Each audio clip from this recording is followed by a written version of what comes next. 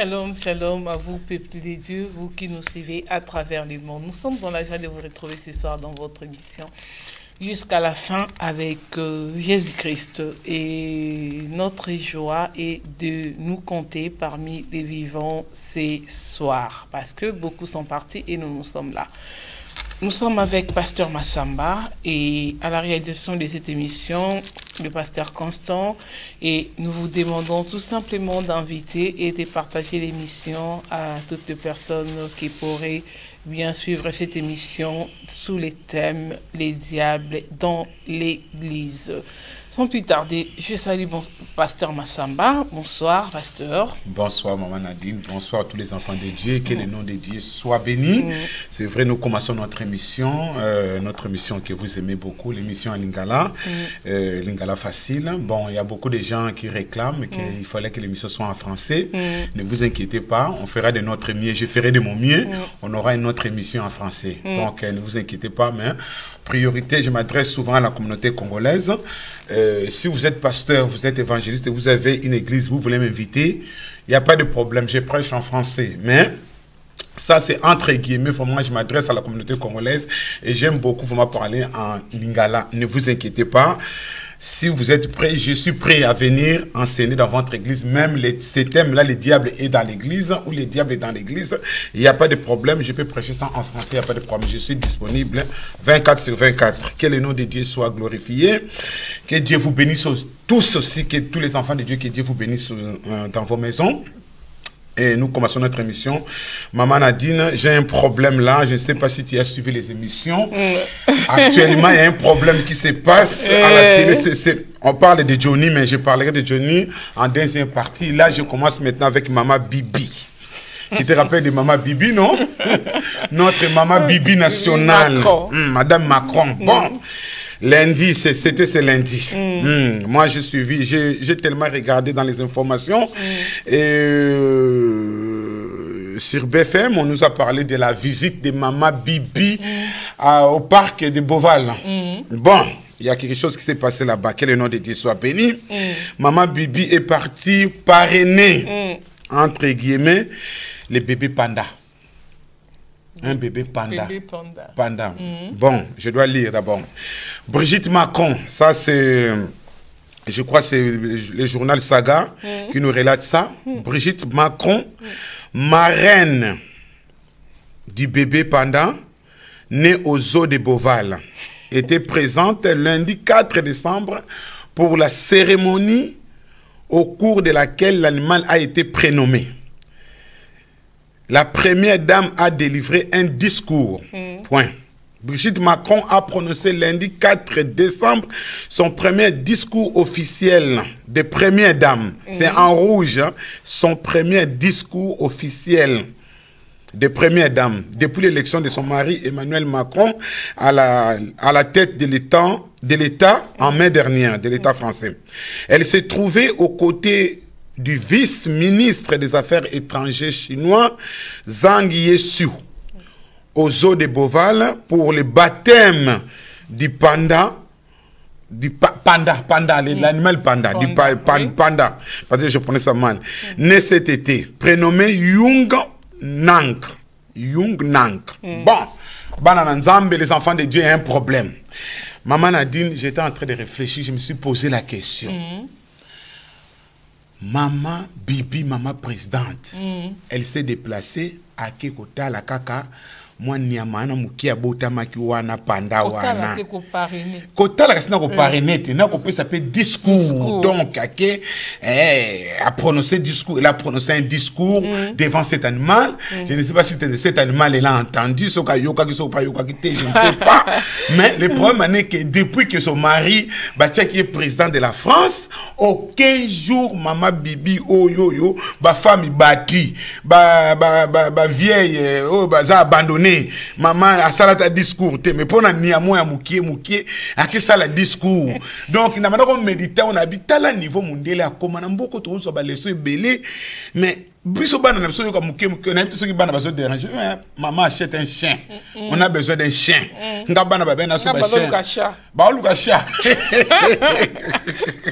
nga ba na so ba chien nga lobi bije na biluka na makamuna kama te su chien na teli su na ndako le susu bije o côté mbwa kutaka chien vétérinaire mbwa za na carte de santé na ye vétérinaire ko lia na ya lia ka pe pamba te mbwa ngo fallait ba biloko na bongisa na ba carton tout ça coûte combien l'année et ce mbwa ko sala 12 ans bidja combien ça na 4 mois bon maman bibi penza accueilli ko parrainer ce ko marraine ya bébé oyo panda bon j'étais en train de réfléchir nazo zonga na ko sur Afrique numéro 1 ba lobeli likambo ngo oh kabe donc ngana zanga moko te na Afrique mo ba betele ngo penza c'était na chroniqueuse na biso Fatou Birama betele ngo penza c'était au sakana te bébé panda oyo za noir et blanc ba ko na betele ngo c'était mais ngana ngo zona angle mususu au moni na tango na vana mais non to ko condamner pe maman oyote parce que na Bible na tango moi muke na Genèse na chapitre 6 19 à 22 nzamba zolo na Noé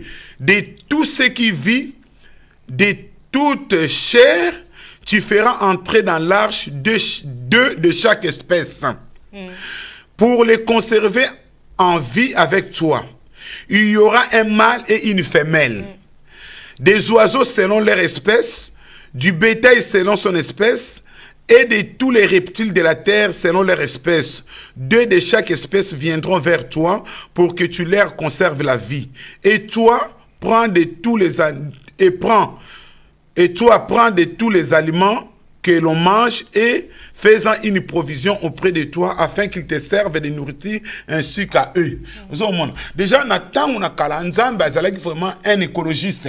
Il a battu la biloko, il a Noé, Zoba Niamami, Balé, mâle et femelle. Et pas tout le monde a battu qui malité, battu qui mâle et femelle pour procréer, bota. Donc, tout ce qu'on a que Niama oyo panda baza ba nyamo baza suko baza presque bazo bunga baza le soupe nda mingiti na yetu so pana suna Congo kapia zakaka parce que au kapia on peut yokola ka au kapia comme na au kapia comme na test mais biso mo na Congo na yetu ko kapia zali donc moni ba nyama on faut ko battre ba so ka na ko sala ko parrainer nyama oyo après ce discours parce que ba nyamo baza suscité baza ko bunga ça espèce mo zali na presque au bunga ils ont la soutenir et pas na suna ba Afrique on a plus tard aux suna ba éléphant ce qui va lutter contre ba comment on appelle ça les gens oyo baza ko yiba ba corne comment on appelle ça ba comme ouais, oh bah il va ivoire, on est en comme ba benga bango comme kiminga.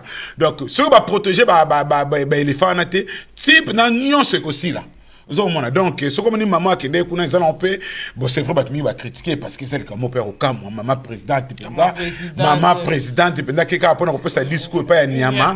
Bon, on a été en Afrique, sur ce monde, maman présidente, moi qui ton jardin, surtout jardin zoologique, na biso, sur ma côté que la montagne ngai, nazo.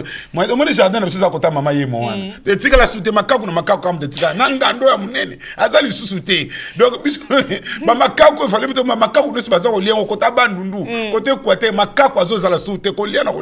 bon, entre parenthèses, mais nous devons faire vraiment attention.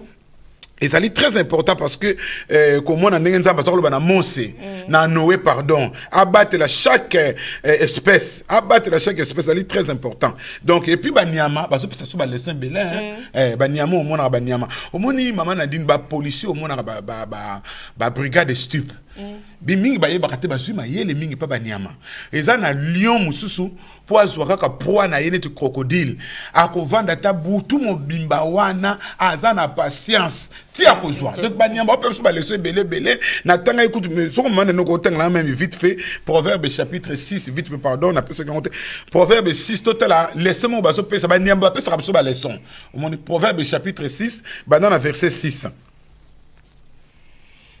Va vers la fourmi.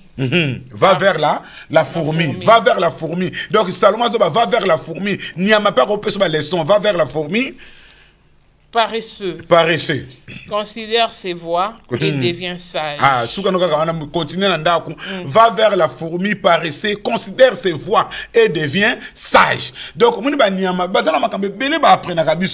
pendant histoire tout ça pendant ma solo ça comme solo to beti bino moi muke makamesa ko leka na France bino leka na Hollande na Afrique na mukili mobimba makamesa leka na France zaki lundi mais maman likambu deuxième point o eleki lelo maman Nadine papa Wemba ya France a Koufi. Oui, papa, oui, France, grand courou yaka. Johnny Hallyday a Koufi. Ah, Johnny Hallyday a Kei. Noir, c'est noir. Tout est noir. Aïe, aïe, aïe, aïe, aïe, aïe. Maman a dit dans la musique, on a tongo, on a 3 heures, on a se préparé, on a une information. Oh, rouge. Oh. Johnny Hallyday est décédé. Ah bon, et il y a bon, Johnny Hallyday a Koufi, bon, biso la génération Johnny Hallyday, hein, biso bana 64, bon, n'attend on a tout ça, to botami, to comme 70, bah Johnny, bah y na kin, bah Johnny. T'es non, sa génération na biso. Il y a ça mon 40 et quelques, il y a ça mon 40 quelques. T'es banzembo bah Johnny, oh, il y a ça ma génération na biso. Tant toi qui na classe, bah l'autre royer kola, koyer kola bah Johnny wana ba histoire à musique française to yeba ka ba Claude François ba ça qui mo belé na kota basi ba Sheila ba Mireille Mathieu ba Nana Mouskouri, c'était notre génération et ça le ba génération le loté chaque génération a une époque nango mais nzembo ya noir c'est noir, il n'y a plus d'espoir, oui gris c'est gris et c'est fini on se ba nzembo noir c'est noir oh ba tu interpréter que ya fingi biso ba tout monde mama yebla ngi biso ba tout monde te to interprétant o tellement mabe azol ba tout est noir azol ba soki bolingo na ye pour ya lingane ba siming azol la bolingo na ye tout ça bon à Koufi mais mon maman a dit ce qui est très important mais papa ya Koufi mais moi azol ba ke na likolo kuna akanobeta musique même au ciel na yebite soka ya baki yesu lokola ko po biki akebe dans le ciel na bango te bon peut-être mais na yebite soka ya baki yesu lokola na mona pas imoko ke na ya mbise yo na yebite mais au moins bible zo bana biso ke vanité de vanité tout est vanité nos jours sont comptés les jours de nos années s'élèvent à 70 ans et pour les plus robustes à 90 ans enseigne-nous à bien compter nos jours afin que nous appliquions notre cœur à la sagesse. Ndeko Johnny Hallyday a salivi na ye, tango ekoki a Koufi na 74 ans, ndeko soko comme dans la 60 et quelques, yeba déjà atterrissage ça okende déjà. Ko banga te bana ko boma soko nano yambi souté, il est temps d'accepter Jésus-Christ comme Seigneur et Sauveur. Heureux les morts en Christ. La Bible nous enseigne heureux les morts en Christ et si on a ba o na bato, bazali ko kufa na Yesu Masia, wana zaki maso na bisu ya lelo, bon, to yebite soko Johnny Hallyday ba ko kundele wapi, to na ya formation pour ça moi mutuna bon mutu munene na mboka o bon azaya zane belge mais biso ne peut ya ko ya mon abimaka lokola français mais d'origine aza belge parce que o minene nous sommes na France maman ba Michel Drucker o ka ça bon na français aza d'origine roumaine donc to ze belé to ya ko ya na musu mona ba ta fond national to ye belé na mboka o donc banga noté pour aza pembe Johnny Hallyday aza belge mon nationalité française donc bon on est entre parenthèses gloire à Dieu, nous bénissons le Seigneur. Maman a dit au bandit les diables dans l'église. Pas le diable est dans l'église. Parce que le diable est dans l'église, il est permanent à l'église. Mais le diable est dans l'église. Le diable peut venir te passer, tenter, détruire aussi si possible. Parce que le diable est capable de tout aussi. Mais merci, gloire à Dieu, parce que tu as une mission sur le diable est dans l'église. Maman a dit qui mardi, mercredi passé, le diable aza mutu oyo abangaka lingombate. Ce que vous devez savoir, le diable n'a pas peur de l'église. Il n'a pas peur de 4 bâtiments. Le diable est esprit. Comme Dieu est esprit, le diable aussi est esprit. Si le Saint-Esprit habite en nous, les démons aussi habitent en nous. Donc le diable travaille avec les démons. Les démons ne sont pas les diables. Le diable, c'est un archange. Ange, supérieur. Son existence, le diable existe. Parce que le problème du diable, le diable fait en sorte que Kolobana Batouke, il n'existe pas. Or que le diable existe, bel et bien. Donc, Batouaka diable, c'est des mensonges, c'est faux. Donc, comme que la période où l'église est tellement menacée par la philosophie, par la psychologie, par Makabe belé, les humanistes, l'église est vraiment menacée à tel point que si tu ne connais pas les Écritures, tu peux abandonner. Et beaucoup de gens confirment même que le diable n'existe pas, Dieu n'existe pas. Tout ça, c'est l'invention de l'homme. Oui, c'est normal, c'est notre pensées, mais ceux qui sont appelés, ils affirment que Dieu existe, le diable aussi existe. Maman Nadine, Satan azali mutu oyo batik la kayenze la te ndenge na baki mbaleleki que azali ennemi na biso. azali vraiment ennemi tozali kotanga makomi lelo tokomona commande nini asala comme sala nae parce que tozo parler les diables dans l'église, les diables dans la maison, on a déjà parlé pendant 3 ou 4 mois. Là maintenant nous allons parler, démontrer comment les diables fonctionnent, comment il agit dans nos églises, comment les diables peuvent utiliser quelqu'un, un membre, un frère, quelqu'un qui est vraiment assidu à l'église, les diables peuvent l'utiliser aussi. C'est ce que nous allons voir aujourd'hui ce soir. Maman, nous allons lire Matthieu chapitre 13. Matthieu chapitre 13. Là, Jésus est en train de nous enseigner sur le semeur. Matthieu chapitre 13, verset 19. Et puis, tu vas sauter, tu vas lire le verset 39.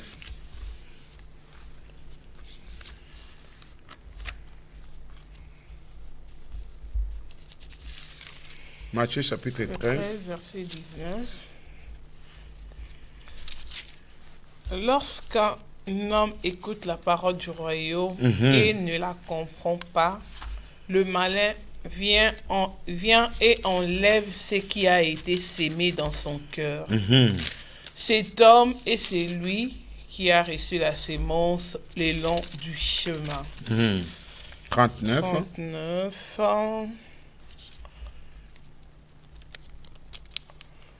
L'ennemi qu'il a sémé, c'est le diable. La moisson, c'est la fin du monde. Les moissonneurs, ce sont les anges. Bato oyo bayoki sango ya bokonzi, pe bazweli yango makanisi te, bakokanaka na mbuma oyo ekwei na nzela. Monguna aye pe alongoli mbuma oyo bakoni na mitema na bango. Tu vois, awa Jésus so belikambo ya semeur. Le semeur est venu, il a sémé. Et ça na batu mususa koyanda kwa nzambe. Azoya ko prier, batei penza, ayoki matei ya bien, asepeli pe sensation, amen, alléluia. Mais en sortant, la Bible dit les malins, les diables. Jésus confirme que les diables existent. Donc, les lobanzambe koko kweya, Satan a payé ayibi yango. Soki yo ofongoli supporte. Satan a capable ya ko iba maloba o yoki. Yango moni tango to bonne la kava maloba kweya, to bonne la kenzambe maloba o kweya na mabela ki toke puissance nyoso ennemi ezwe sikate. Pe tango kilite zo sila, to za ko prier que maloba o nyoso to tei ezwe sika na mitema batu nzamba batela. To za la prudent parce que tango to bima ko mona mutu nous qu'est-ce que le pasteur a prêché? Qu'est-ce qu'on a dit ce soir à l'église? Qu'est-ce qu'on a dit? Qu'est-ce que le pasteur m'a prêché? Qu'est-ce que le pasteur comme ça vous a enseigné? Rien.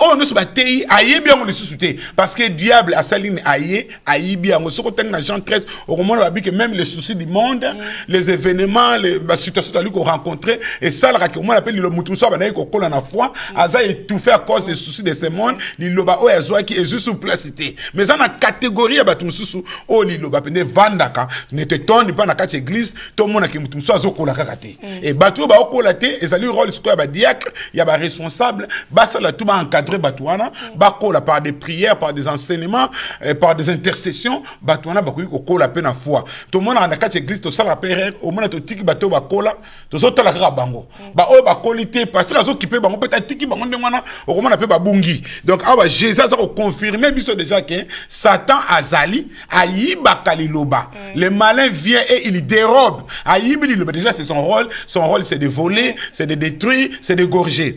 Donc maman a dit de continuer. Nous allons lire Jude. Jude, il y a seulement un seul chapitre. Jude, chapitre, verset 8 à 9. Jude.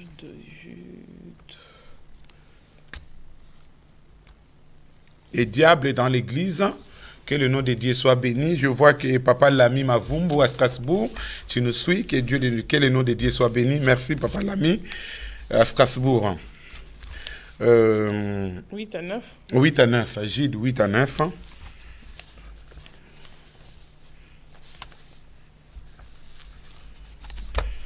Malgré cela, ces hommes aussi entraînés par leur rêverie, souillent pareillement leur chair, méprisent l'autorité et injurient le gloire.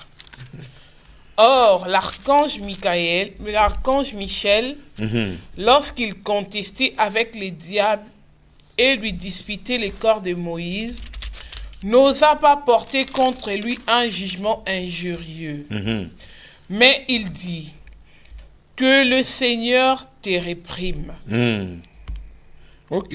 Bato oyo bakoteli bino basalaka makambo ya liboma ya ndenge wana. Babebisaka nzoto na bango na kindumba. Baboyaka bokonzi ya nkolo. Pe bacholaka milimo ya likolo. Nzokande Michel, mokonzi ya ba angelu, asalaki boyete. Tango bazalaki kotia na tembe na zabolo po kowelela ebembe ya Moïse, amekaki kochola zabolo te. Kasi alobaki na ye boye, nkolo ye moko apesa yo etumbu.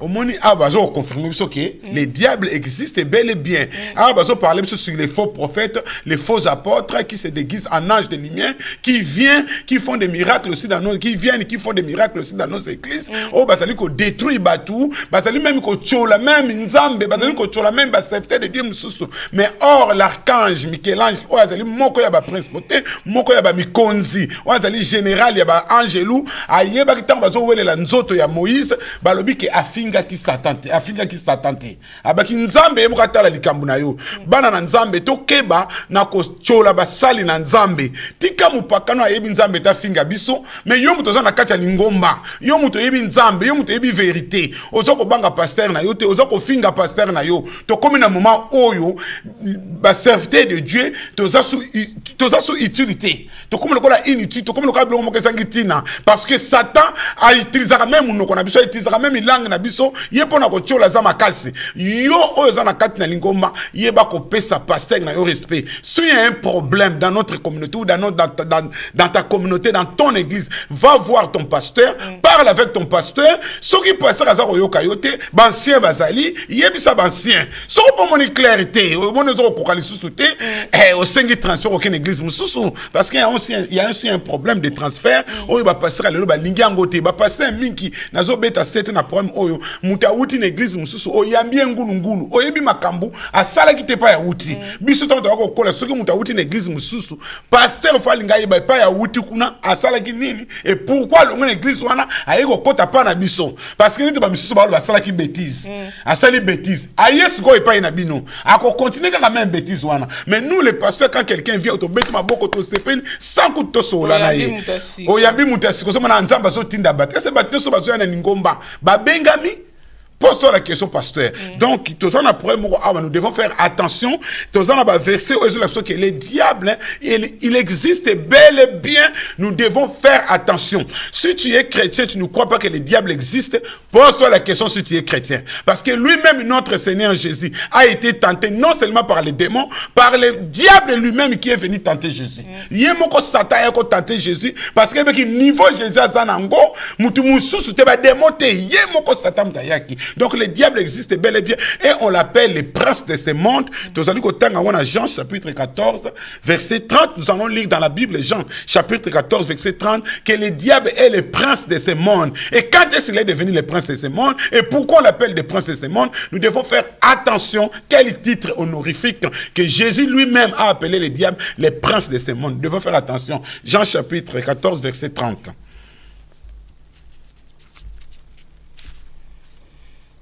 Je ne parlerai plus guère avec vous, car le prince de ce monde vient. Il n'a rien pour moi. Jean 16, 11. Il n'a rien pour moi. Alléluia. Gloire à Jésus. Jean 16, 11. Les jugements, parce que le prince de ce monde est jugé. Merci. Jean 14, verset 30 nous dit, je dois relire en lingala, na kolobela bino lisusu makambo mingite, pamba te mokonzi ya mokili oyo azali koya. Akoki kosala ngai eloko te. Regarde là où Jésus nous montre que le diable n'a pas le pouvoir au-dessus de Jésus-Christ. C'est Jésus-Christ qui est au-dessus. Satan azana nguya te liboso na Yesu Masia. Jésus l'appelle le prince de ce monde. Akosala makambu na ye parce que temps na eza limité. Mais devant Jésus-Christ, Jésus-Christ était parce que Jésus était même avant Abraham, avant qu'Abraham soit, Jésus était avant que le monde soit, Jésus était déjà. Donc Satan n'a pas de pouvoir devant Jésus-Christ. Azana nguya mon côté. Yango oyo zana kati na Christ. Celui qui a Jésus-Christ, n'ayez pas peur des sorciers, n'ayez pas peur des démons. Au contraire, confie-toi à l'Éternel. Et ceux qui se confient à l'Éternel sont toujours bien protégés par Dieu. Jésus-Christ nous protège. C'est pour ça moi en Nzambe kozaka molimo ko bangate. Les princes de ce monde n'a rien à voir avec moi. Il est déjà jugé. Et si na longuier, la croix, Jésus il a déjà vu que sur la croix, il sera le vainqueur. Il va dire que tout est accompli. C'est pour cela après la résurrection, il a dit que tout pouvoir m'a été donné dans les cieux et sur la terre. Allez partout dans le monde, je serai avec vous. Mais ce que je voulais vous dire, sachez que le diable existe bel et bien. Confesse ça que le diable existe. Si tu ne le confesses pas, tôt ou tard, tu sauras comment le diable agit dans l'église. Et là maintenant, nous allons voir une démonstration. Nous allons voir une démonstration, Maman Nadine, comment le diable a agi dans une église florissante, une église où Dieu a béni. Nous allons voir ça dans la Bible. Il n'y a rien de nouveau sous le soleil. Aujourd'hui, nous allons voir comment l'argent nous pousse même dans les péchés. Comment le diable utilise l'argent. Donc, nous allons lire Actes chapitre 5, verset 1. Nous commençons d'abord par Actes chapitre 4, verset 36 à 37. Et puis, nous allons entrer dans le chapitre, Actes chapitre 5, verset 1 à 4. Actes chapitre 4, verset 36 à 37. Là, nous commençons par notre enseignement. Joseph, surnommé par les apôtres Barnabas, ce qui signifie fils d'exhortation. Lévite originaire de Chypre, vendit un champ qu'il possédait, apporta l'argent et le déposa aux pieds des apôtres. Maman a dit tout souana bana na nzambe botala likambu eza ko sala mobulu na mangomba na biso toza na quatre église le diable est dans l'église la vie chrétienne est personnelle to moni que l'église oyo apôtre babi ke bazalaki motema moko il y avait la communion fraternelle ils priaient il y avait pas des indigents il y avait pas la pauvreté tout était béni nzamba pambola ki bango et la Bible nous dit au verset 36 Actes chapitre 4 verset 36 moto moko ya libota ya Levi azalaki wana kombo na Yosefi abotamaki na esanga ya Chypre bantoma bazalaki kobenga ye Barnabas elingi koloba oyo apesaka molende lokola azalaki na elanga na ye ateki yango amemi mbongo mpe apesi yango pa ya bantoma là tout est bien. Maman a dit nous sommes malamu donc na kata ndaka nzambe makamto zo ke de bien Joseph a kati likambune yana ba vie chrétienne et personnelle aujourd'hui le loba tozo lo ba don ba pasteur ba mi yibi ba pasteur bona boy ndeko kokota na ba doctrine wana te soki nzamba simbi yo osunga lingomba na yo osunga ministère sunga Barnabas ateka même lupangu na ye po Joseph ateka même lupangu na ye pona ko soutenir ba be zimbongo nyonso azalaki nango akepe sa don aibe kazo pesa ngo pa ya ba portrait mais azo pas Nzambe parce que l'offrande est bandit les lotés et bandit depuis l'époque à Caïn Abel ils ont offert à Dieu les lobat bazo nga repesa le sous-souté soit disant que ba pasteur ba mi yibi soit disant que lingombe zo salabwe soit disant que nous sommes des commerçants oui la Bible atteste que dans les derniers temps il y aura beaucoup de faux prophètes mais il y a aussi des vrais donc lingomba faut faire ça. Joseph a tekaki, mais qu'est-ce qui s'est passé maintenant? Tu comptes dans Acte chapitre 5, tu comprends ma kamline yaki, ceux qui m'ont appelé na lingomba, Joseph m'a poussé par le Saint-Esprit, ko konta na jewanate, tu comprends na ce couple oyo, buzo banine yaki, Acte chapitre 5, verset 1 à 4. Mais un homme nommé Anania, avec Saphira sa femme, vendit une propriété, héritant une partie du prix. Sa femme les sachant, puis il apporta le reste et les déposa aux pieds des apôtres. Pierre lui dit, Anania, pourquoi Satan a-t-il rempli ton cœur au point que tu montes au Saint-Esprit et que tu aies retenu une partie du prix de champ? S'il n'eût pas été vendu, ne te resterait-il pas? Et après qu'il a été vendu, le prix n'était-il pas à ta disposition? Comment as-tu pu mettre en ton cœur un pareil de sang? Ce n'est pas à des hommes que tu montes que tu as menti, mais à Dieu. Ah oui. Vous continuez? J'arrête toi. Verset 3. Pierre alobi Anania. Pour nanini Satan à côté de na mutema. Regarde Satan kota kawapi na mutema. Donc dans notre cœur Satan azala makamba salaka. Maman a dit regarde ce qui se passe. Au moment où Joseph kuna ateki ya président Ananias na Safira, ils ont eu une bonne initiative que bon, bazongi na ndako na bango, qu'est-ce qu'on va faire? Tozana mapango belé, toteka ndambo. Mais bon on est tokozwa maman toko pesa ngo pa ya nani ya ba pote ba bali bango mbongo on est tokozwa bango ce que rei ba sel tango ba teki ba moni mbongo Satan koti non est-ce que mbongo on est topesa ngo penda pa ya pasteur so topesa ngo ba pote ba ko lia na bango kaka ngo ndenge le kaka lelo so topesa ngo Pasteur Constant, maman a dit na robonga. Madame tolongola ndambu oyo, tolongola ndambu oyo. So tolongola ndambu to bomi. Bazo sala makamano na secret. Tant bazo sala on a secret, or bazo ibate baza conduit par le diable. Donc diable a côté li mondimi oyo asam anana sa mutaki mutamabete.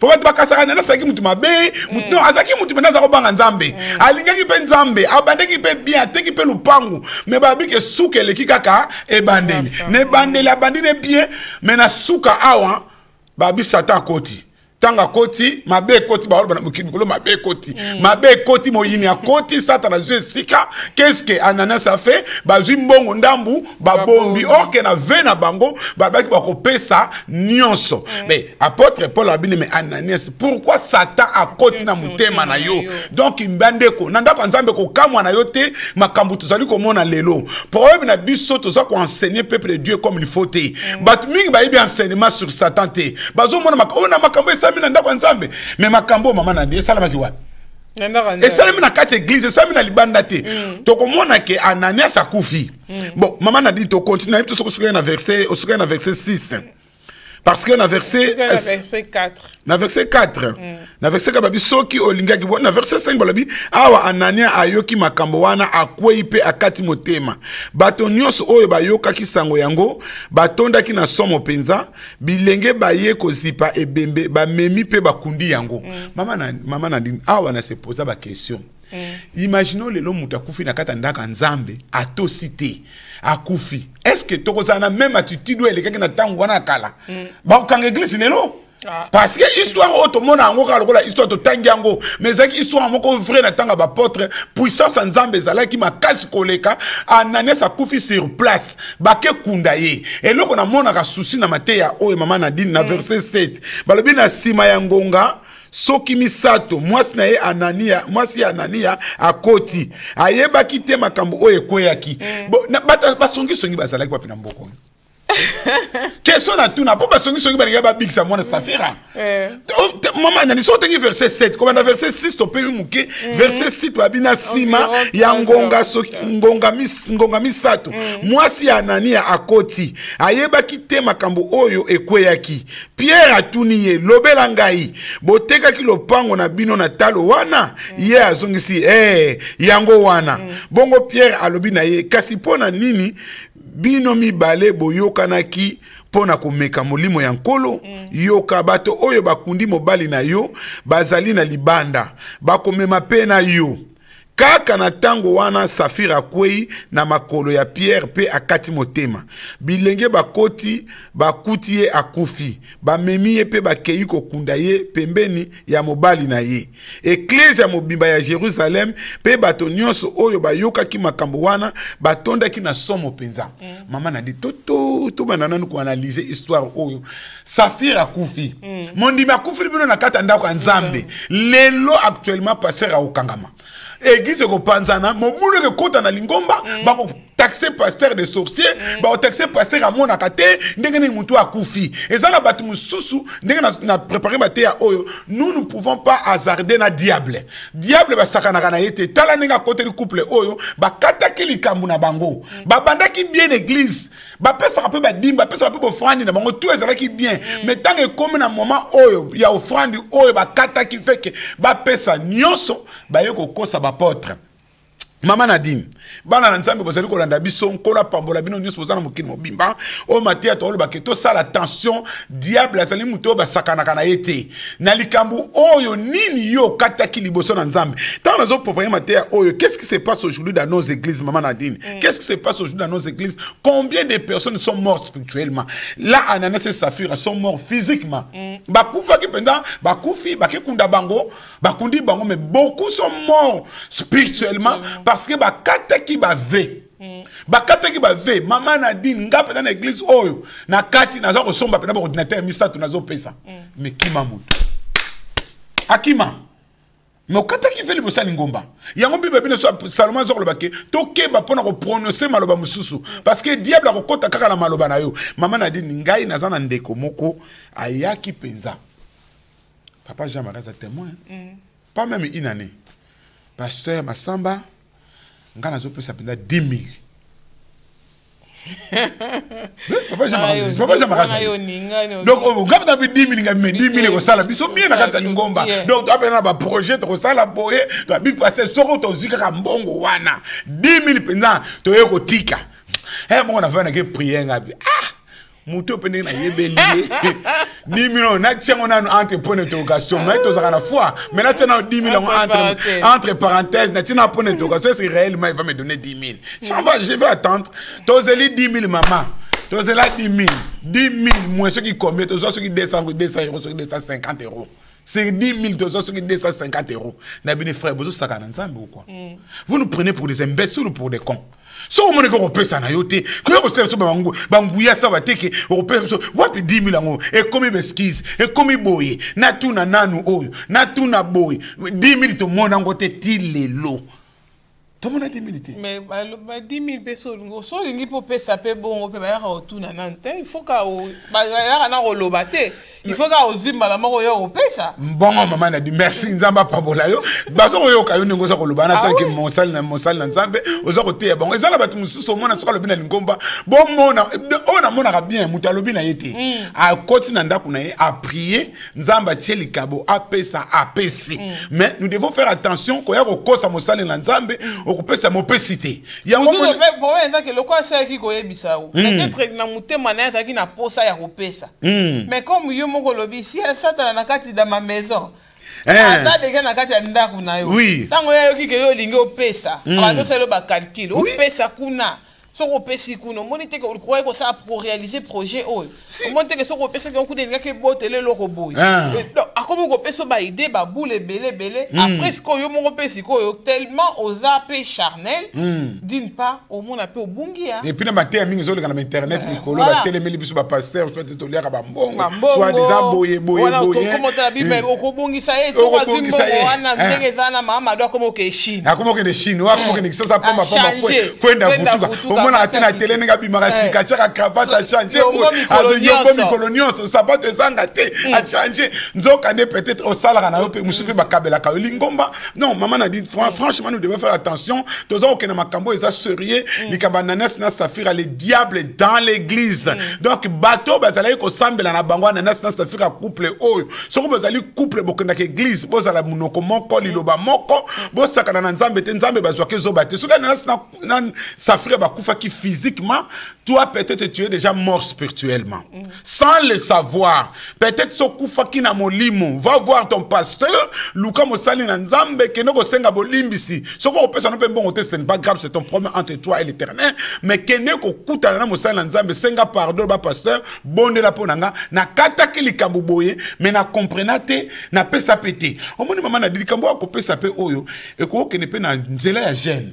Et là on son go pesa, zo mo na kilo kota na mabondeli mais ce que ngana zoko na mona kamabe awa je déplore contre Ananas et Saphira dans ce sens que ils ont ngana mona ba imiter qui papa Joseph ya on monte tellement na balanga batu sunde bazo pesa bazo bamoni bazo o ateki apesi mais la pesa ni na bopetenio na bopetenio ataki ne pe a prometa ki pete ka ateki na ye aye na mbongo mbala moko a déposer mais ba on mabe basali ye ba promettre. Et puis, oui, au moins, les monsieur allait après ça, et ça qui peut être début à l'église. Au moins, tant que tu as lingomba, quand on a lingomba, ça facilité. Au moins, tout ça, on a posé aide, ma cambunion.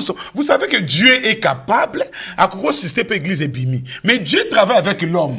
Et là, pourquoi tu sengaka?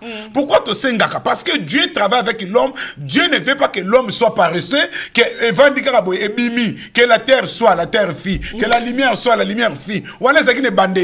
Après, tant qu'on zamba sali mutu, tant qu'on zamba sali mutu, zamba à partir d'aujourd'hui, ma terre soit té, si ko yo, banda ko cultiver, banda ko travailler. C'est comme ça, non, il y a un banda peut garder, banda peut assujettir. Il y a un moment que lelo, biso bana nzambe, basali nzambe to sengaka parce que nzambe lito ke nanzela na ya komikiti ça. Parce que sur le loza autosuffisant, au koka na onion c'est autosuffisance, au kokina nyonso, au sape dans le lendo. Il y a un moment nzamba passera biso tant sous basali. Pourquoi ba porte ba no sengambon?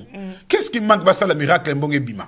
Parce que Pierre a eu une technique nous connaît qu'on fait mon cambis mbonge bimi. A eu une technique qu'on fait na maille au nom de Jésus. Mbisi peut bimi ça pesi mbongo. Mais awa ba pesa qui? Donc tant ba pesi c'est bien ya ko pesa na zo thème na likam o ya ko pesa c'est bien yo mto bana ko pesa rasoute. La Bible nous enseigne nous devons donner. Nous devons donner pour l'œuvre pour l'avancement du royaume. Nous devons donner na musala nzambe. So que nzamba simi mutema na yo pesa. Mais so ko za muta hésitation na pesa. Na pesa te, sache que le diable est à côté de lui. Le kamambong est à diable à côté de Ananias na Safira. Oh, bazala ki ba membre na kati ya lingomba. Yango ezali na mama li kamuna biso na poko ya lelo ya mercredi lelo le 6 décembre. Oh, Johnny de atiki biso. Papa we ba mindele ndeto lobi ke lelo le 6 décembre. Mama li kamde ol le kambawa. Ananias na Safira. Bato bazala ke d'église. Satan à côté li bango. Nzela ezali molai. Peut-être yopé. Oso komi pembeni ya kokima lingomba. Peut-être oso ko finga pasteur Pascal oso ko senga to pesa loyer to salabo. C'est vrai dans nos communautés maman Nadine na wanga na raté za na ba pasteur ba exagéraka. Donc ils appellent ba pasteur mingi pe ba zo ko ba mi yibi ba pasteur wa mi yibi wana. Ba c'est vrai ba zali ba o ba zo yiba penda ba za. Mais so ba o penda ba zo ko yiba te o moni ke lingomba na bino bozo sala musala mon frère ma sœur. So kinzamba simi motema na yo pesa. Maman vous savez moi je donne un témoignage maman Nadine. Ngai nzamba Alexandre Lokomoko fais confiance en moi. Maman a dit n'a pas sa confiance c'est pas un nzamba. Ce qu'on est dans la fraternité nzamba ça il a reçu ba miracle, il y a ba miracle dans ce sens to comment on a niveau monsieur to comme na face à mur. Maman a dit si na comment na face à mur mbongo penda ko futa loyer zate na koti na prière. To ye pena na église dimanche penda bon nzamba yo simaka mitema bato.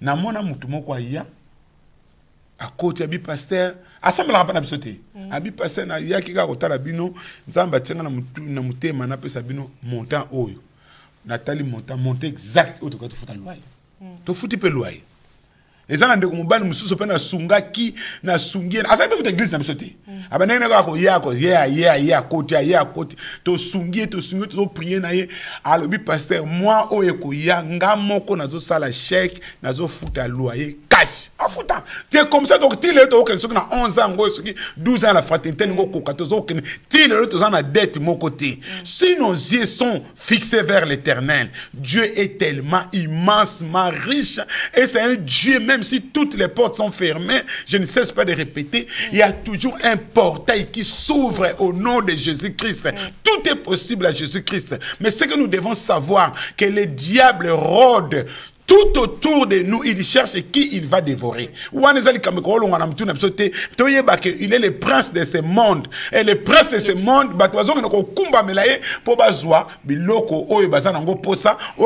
éphémère. Donc, en conclusion, on a dit ça. Parce que nazo kene malembe na okota na makamsu na lobirika likambo oya Ananias na Safira comment des chrétiens au bazali engagés ba umeli na lingomba mais na moins laps de temps Satan à côté liban. J'avais une question entre Ananias na Safira qui a pris l'initiative ya ko bomba mbongo.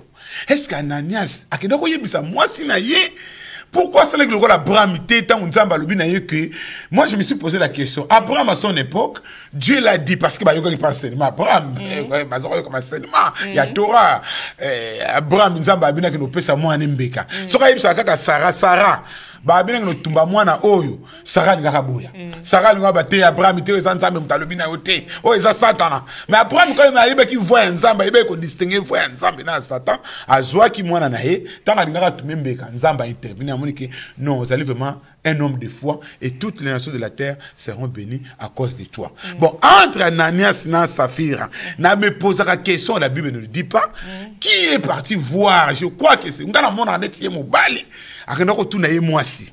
Ou bien on va monter qui mbongo, makanise ye satana ye parce que mbongo za la source maman na dit na yebite na miso ba maman so si bolobela likambango oyo ba monika papa yo kana kikaita na likambu teke na ka likambu ya ke twalinge bateka na bango luka ba mona ba tini surtout bazo teka bazo sangisa mbongo bazo kabuyela babola ba bibiso pe photo sa geste wana amen ba iteke pour ça la geste wana il faut déjà nzambe mo ka cha désir wana na kati amen pour ce qui nzamba cha désir wana to lingo sala ngo parce que c'est là où les gens ne réussissent pas. Merci. Merci, maman. En tout cas, on y a place. Merci. De voir les appels à la conclusion. Nous ne devons pas donner parce que Batouba Pessi. Batouba Pessi a un sentiment. Sokol, maman, Likambo, maman, Nzamba Pambolo, Likambo, Lobina Beta, Ango, c'était. Même temps, tu as une offrande. Soki na télémina, Soko monu tema no lingi na ngote. Ko pesa te. Donc ba dimanche mingi na beta ka sete na lingomba soko moni ke na mutuna yo pasaka lia ka mbongo pasa ko pesa tetika zonga na mbongo na yo tika ba oyo ba pesaka ba pesa parce que la Bible ne ment pas yo lukaka koto yo je vous bénirai yo koto wana za makaso souligner ngo pena na rouge souligner mais koto ba lobi que celui qui donne plus sera encore béni plus koto no tshaka ngote yo so koto pesaka moins koto na ndo bo pesi moins mais non nzamba za mutu basaka na été mutu akuta na nzambe mama na dini apesaka apesaka sungaka parce que tout est vanité obita on a otala likamba Jonel de leno na telenga bilambo onyo so lata oyo bakosala ngo mise o bakosala onini po ba Jonel na balati parce que qui dit Jonel de on a nenga kufi wana ba journaliste on a ni ba commentaire ba bike non seulement zalaki musicien mais zalaki nanzote mba izini mobimbe zalaki wana. Donc c'est ça là takaka kwiwana amataka na moto soki David soki ni babenga di batlis ba sombango donc commerce zaki na kati wana zoma mutu akufisa icône mobimba mais vanité de vanité tout est vanité. Donc je me suis posé la question orgueil ni sto ça na mukilio tout au salaka et ça na okaka à la poursuite du vent okokanga mu pepete à la poursuite du vent sokozo na mu pepe okokanga ngote. Donc tous à la mayele bana nzambe otoke na l'église faites attention. Histoire d'Ananias et Saphira. Mais Seigneur nous a révélé aujourd'hui, nous devons faire attention. Tu vas à l'église, faites attention parce que l'un a fait, toi aussi tu veux faire, l'autre aussi a fait, moi aussi je dois faire ceci. Faites attention. Si l'un a donné, l'autre a donné, toi faites attention. Réfléchis d'abord. Est-ce que je donne? Qu'est-ce que je dois donner à Dieu? Est-ce que on a pesa? Et sengeli pendant pesa yango parce que le diable est capable ya kokota na mutema na yo parce que l'apôtre Paul pose l'apôtre Pierre posait la question à Ananias verset 3 je crois. Bongo Pierre, maman tu peux lire verset 3 en français là où Pierre dit acte 5 verset 3. Pierre lui dit Ananias, pourquoi Satan a-t-il rempli ton cœur? Pourquoi Satan a-t-il rempli ton cœur? Si Pierre a posé question, pourquoi Satan a-t-il rempli ton cœur? Toi qui dis que Satan n'existe pas, apôtre Pierre qui confirme que Satan peut remplir ton cœur, Satan peut utiliser ton âme. Faites attention, banana nzambe, faites attention. Maman n'a dit ngala sina mona mutunanga église, bazo te mais yazo kofinga ne pasteur. Pasteur il prêche mais yazo finga pasteur. Maman n'a dit no telemo pesa ba non siboé. Azako chola yo. Est-ce que mutu wana za rempli le Saint-Esprit? Non. Il n'est pas rempli du Saint-Esprit, c'est le diable qui les dirige. Mais qu'est-ce que tu fais là? Qu'est-ce que tu fais là? Mais es-tu des nôtres ou de nos ennemis? Oui, la question est là. Et qu'est-ce que tu fais là? Parce que s'il y a des gens qui sont devant, ils ont lingi bangote. Oyate, oyate a bien te. Oyala, so kate bien, alati bien te. So qui a lati bien, oh et simbiete. Et simbiete. Donc so ka che poudre c'est poudre. Oh, acheki poudre, achete boye moi si na mona kete le mafuta boye. Donc ça c'est la communauté.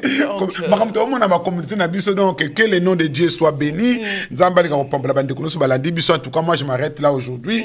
Na lingo ke mulayi mingité toujours que ne pas à pas le diable est dans l'église. Les loto yekoli Ananias et Saphira après mercredi prochain toujours que ne malembe soit patient benga bande ko mingi mercredi prochain to kutana lisusu to koyoka na ebi pa bat bazo zelanga bat bazo zela pa ya kindoki bat bazo zelanga kuna mais to kena o bible za na makambe belé to koyekola kitisa mutema le diable est dans l'église donc kitisa mutema sois patient chaque mercredi je suis là où nous sommes là avec maman Nadine pour vous enseigner la parole de Dieu. Et peut-être maman Nadine si tient un mot à dire.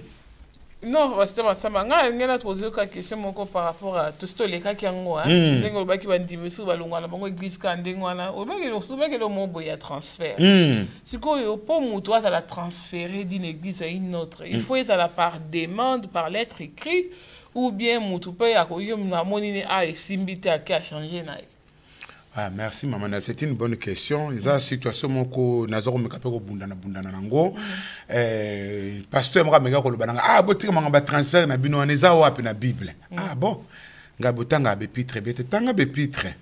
Tanga ba livre Onésime ya apôtre Paul azako koma hatindi lettre na tindeli o mutu oyo Onésime yambaye abongoli motema boye na boye Foebe diaconesse apôtre Paul azako koma mama na omoni kamba transfert ezali mutu musu akolonga na église mususu aye na ye pepa na bino peut-être nzamba tindi eza obligé kaka te obenga pasteur na ye mais yo kosola nani peut-être mutu ayimba liboso ngana zana ndeko muka kotaki aye mama na yo kanenga lobinanga abi pasteur Nzambe alexinga awa akepena na porte atelema bien place ngwa ngoyo Nzambe alexinga awa mukolo pasteur tunasa yaka na Argenteuil to yaka après Nzambe alexinga so bayaka na bango église mais atako bongo na tuneki kaka o utaki wapi bon pourquoi bolonga ki église wana ouais église wana boye mais ngatu kana zaka sage nazwaka let na ba pesa nga komba pasteur na yo na komi komba pasteur. Et de mon côté, j'ai pris aussi. Na ko ça peut passer wana na benga parce que passer wana akoyi pe ko yedenga. Tant que passer muso ba transfert te. Ma ko yedenga pa bi bon papa yamba bango, bazali bana moko malamu, to aussi bango problème te me ba yena bango pa na bino. Comme nous sommes corps du Christ, batela bango malamu, enseigner bango. Il y a pas de problème.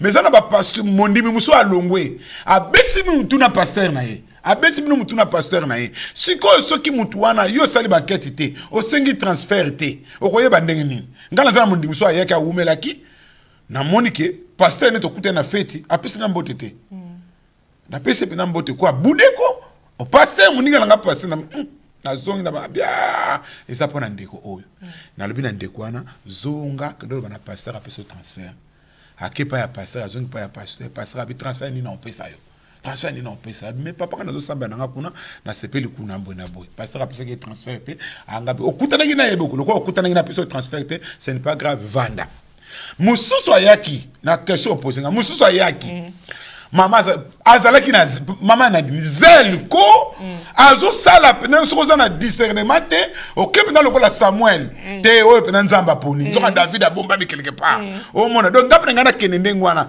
mena talinga bite na tuni papa ute kwa pona ute ki place bona ute ki place ngabi ba OK merci apesa le bras passer na sali banquette ngana bengi pasteur na ina bayele ngabi papa nazali musalim na nzambe na muninga no pasteur na moni mwana moka uti epai na yo abi papa osali bien ngo bengi omoni abi osali bien ngo bengi azalaka molende mabebi saka komeka kutu kolekise na liboso te tika ikasala ka musana sala ko komba na ko bongisa bakiti to mama eleka ki mikolo mingi te eleka ki mikolo mingi te yemo ko mtakima alingaka sala ba bêtise moko ya kosakana te oyo ezaka pena scandale elekipe na ba internet pena ba Facebook église pe baby Dieu merci pasteur na yebisaki nga déjà ozomona ezali très important likambo ba transfert mama ba docteur na ba docteur lelo kutu mokili et comme kaka soko ke hôpital docteur traitant c'est qui est le docteur traitant bazo tuna bongo biso ba passer to tuna kate biso do se pelaka mondimi aye non maman a dit ngana zana molimo wana tena la fraternité o yeto ya bio ne sengo na sepeli mondimi akoti o no subanga na fraternité na zwaka bango na bureau to vandi mama papa oye uti wapi pourquoi longwe kuna parce que kuna pesa corps de Christ ozo moi tant on a retourné bonga papa na lingi awa boye tant on suna ko benelo ko tavandi na yi mais même te sujet l'état na bengi pasteur est-ce que ça oblige na benga pasteur so que sainte histoire bina benga na ngate na benga na ngate mais so que bina benga na benga ezali pona ko préserver lingomba mama na dini to mona ti kaya ndeko na biso musuba uto lexa na internet awa o pasteur a benga na ke na lingomba bon eza makamzo le kananda ka batu mais c'est que ça moto ko zwa bon imaginons to mona na biso yete pour frère mon pasteur kitoko ayemba ka bien to mona na biso yete ndeka ayemba na bino nzoka kuta sa pupuli tanga ko yasu pa na bino bokomona ka des autres côté puis ba des autres ntange kota kana lingomba okomona mama moka tula kala bakomo bima na frère ndengo wana atabo pesi toli akomo finga mama pasteur akomo ko finga pasteur akomo ko finga lingomba pas moi chéri na ye o akomo ko sunga ye kaka salitango na kati ya lingomba oleba sala ngona libanda OK soko bazaki na transfert to témoignage et ko ripe ko aider parce que témoignage edaka mama Nadine na koza la diacre na wuti pa na biso na yena ministère chapelle de la victoire balobi na passer comme ça papa azalaki diacre automatiquement passer à rotala azalaki diacre bozaki na ville nini bazaki na Strasbourg bakomi na Paris mbala moko automatiquement ba kosa na ministère diaconat bando sala musana ki diacre a continuer musala na ye parce que na transfert na ye kazala ki diacre kuna ba wuti na Strasbourg ne ba ndeko na so papa lami bazana na Strasbourg na mama na biso ba ko longa na Strasbourg ba ye awa na EPV na la fraternité bazalaki soki bayembe to koti bango na chorale pour ba na transfert na bango ezali très important lo na zolo ba manatine donc ezali très important ba passer mingi lelo bazoyi ba bango transfert transfert ça ka témoignage c'est le mot transfert te sala mobulu mais c'est ça qu'on appelle le témoignage écrit par ton pasteur atteste que telle personne azalaki pa na biso mama Nadine ngana point mususu ka transfert wana pasteur mususu awuti kisasa ye na Luanda azote au succès sikoyo passer wa kisasa lobi mwana akena Angola no yaka banote ya kuna mais awa cheki zemiti mbala moko passer wa azaki na kisasa akomeli passer wa ya Angola mbangu alobi mwana moka yekuna na yoki sango na bato bauti ba commerçant babika azote ya makasi ate ya lisusu te passer azu abime papa yaka yo za mwana ya passer nana yo yebi mwana mwasi mwa kombo bwa mise bimi donc yo tkele ko tia zemi kuna cheki zemi okimi alo ya uzoko teya à partir d'aujourd'hui au vandi na ba au côté ya lisusu te jusqu'à nouvel ordre. C'est ça et ça là que le lobekis na biso et baby parce que laisser aller et leki nga ba yembi mingi ba kima na bango ba yembi beleso ba yepa na biso ka egizo ya makamaka boko progresser te bozala ka bongo nga bite na tanga acte des apôtres ba yemba na moka ba kantique Saint Esprit pe kitaka so to yemba na so ba nzembo to banga nzambe nzamba ko sala kaka donc c'est ça maman a dit que le nom de Dieu soit glorifié nzamba zo lokumu na ningina pesa ba nonce mbangu tozana na banana na ba condoléances na mona likimwa mingi bandeko mingi bazu basanga liwa nzamba pesa bino kimia na mabota na bino liwa ezali pasi to moni même Jésus pleura na Jean 11:35 Jésus a pleuré devant la mort de Lazare liwa ezala pasi nzamba bondi sa mitema na bino apesa bino kimia na zana ndeko papa na biso Blaise Ndekila akufeli ser na ye maman Marie-Jeanne Lulemba na cité Florial awa na Saint-Denis ndeko na biso congolaise pa kufi maman azande ko papa na biso Blaise Ndekila nzamba batela bino papa na biso pe Raphaël Mavinga oyo sœur ya vandaka na Irlande ayali awa sœur na kufaki enterré ça samedi oyo maman ni akufaki enterré ça samedi au na cimetière ya Thié à partir ya 13h. Tozana mwana na biso lisusu sœur na biso mama Dola na mama Malulu bakufeli mama na bango mama Marie Ndiakunu kuna na Njili na quartier D na avenue Rue Louis-Ka numéro 5 donc bayibaki hôtel Nkwidi moi si ya papa Nkwidi wana mutakufi donc papa akufa mama pesiko mutu akufi Penga Imope Maman Nadine Nazana Matanga, belle-sœur Nanga Koufaki. Moi c'est merci. Matanga donc ça samedi Oyo, famille Lema Nyonso, famille Nangai, famille Lema, biso sokuta na assemblée évangélique la fraternité samedi à partir il y a 20h30 tozali kuna libota mubimana bande konyonso o bayebaki belle-sœur maman Thérèse moi si ya Mbake donc qui meza na mabota na bino wa bino pasteur Masamba ezali pasteur Masamba o ezali pasteur ya assemblée évangélique la fraternité toza ko sangana tango nyonso tous les dimanches de 9h30 à 12h30 na Argenteuil 16 rue Ambroise Croizat na gare ya Val d'Argenteuil donc na Argenteuil ezali quartier mais ezali commune mais quartier ba bengi Val d'Argenteuil na zone industrielle tozali kuna na 16 Ambroise Croizat nzambe alika ko pambola bino abatela bino tokutani mercredi prochain maman Nadine à vous l'antenne que Dieu vous bénisse tous. Merci pasteur Masamba nzamba pambola yo apambola pe bino bandeko na biso nyonso tout oyo bolanda ki biso à travers le monde na émission na bino ya lelo jusqu'à la fin avec Jésus-Christ. Merci na pasteur Constant Oazaki na réalisation et émission Oyo. Merci na papa Jean-Marie. Merci na bandeko nyonso bolandi biso à travers le monde. Bozo continuer ko soutenir émission na bino vraiment nzambe aiba na kopambola bino tokutai na bino na émission Oyo mercredi prochain et puis na ba émission mosusu dans la semaine toza na bino elongo pour continuer kolanda chaîne na bino et là ko diffuser 24/24 na ba box belé et puis toza pe na Facebook direct na YouTube direct na ba nzela ebele bokoyi kolanda biso vraiment oui bana ko se connecter pour continuer pe ko soutenir musala Oyo afin que Royaume Nzambe ezala peuple tika ete Nzambe apambola bino na bandako na bino. On se dit à mercredi prochain. Bye bye. Bye bye, que Dieu vous bénisse tous. Merci.